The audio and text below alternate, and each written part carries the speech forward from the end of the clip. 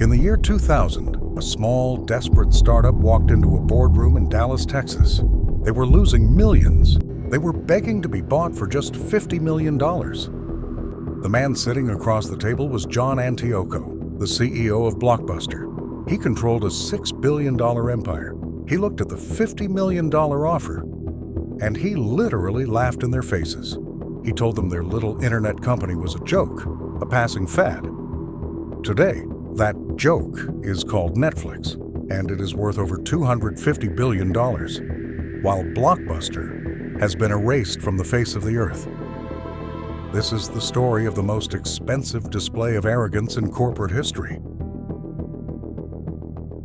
To understand how someone could be so arrogant, you have to understand the terrifying power of Blockbuster in the 1990s. They were opening a new store every 24 hours. They were untouchable.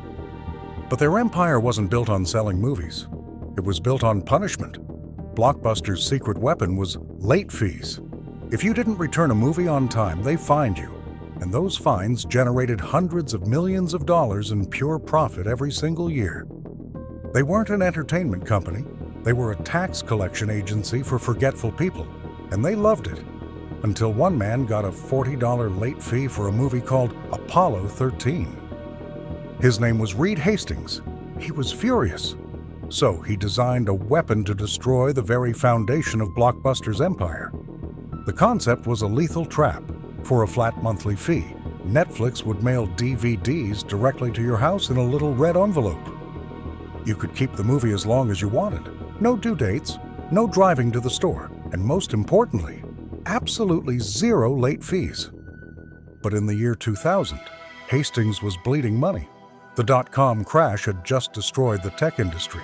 Netflix was burning cash, sending DVDs through the mail. Desperate, Hastings flew to Dallas to meet John Antioco. Hastings offered a peace treaty. He said, "Buy us for $50 million, we will run your online business, and you focus on the physical stores." It was the deal of the century. But Antioco couldn't see the future. He only saw his massive profits from late fees. Why would he buy a tiny internet company that didn't punish its customers? To him, the internet was a nerd's fantasy.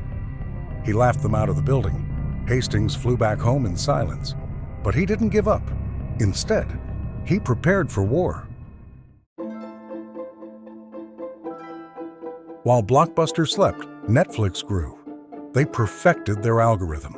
By 2004, the red envelopes were everywhere. Blockbuster finally panicked. They realized the internet wasn't a joke. Antioco desperately tried to launch Blockbuster online, and, ironically, it was actually working. But the arrogance of the company's DNA stopped him. The greedy franchise owners revolted. They hated the online system because they wanted their late fee money back. The internal civil war ripped Blockbuster apart. Wall Street investors fired Antioco and replaced him with Jim Keyes. Keyes was the final nail in the coffin. In 2008, while Netflix was launching its revolutionary streaming service, Keyes proudly declared, "Netflix is not even on our radar." September 2010, exactly 10 years after laughing at a $50 million deal, Blockbuster filed for bankruptcy. With over 9,000 stores and 84,000 employees, the empire collapsed. Reed Hastings didn't just beat Blockbuster, he eradicated them. He proved that in the business world, arrogance is a fatal disease.